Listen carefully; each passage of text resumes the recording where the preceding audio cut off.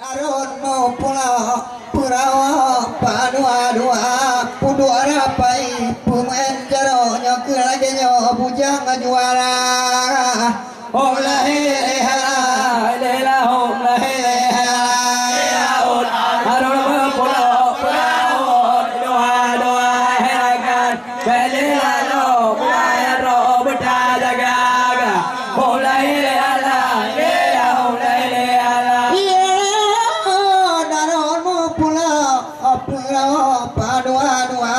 budaya Aceh laga tau bo Bandung kita yo buga jaga hum la hele ala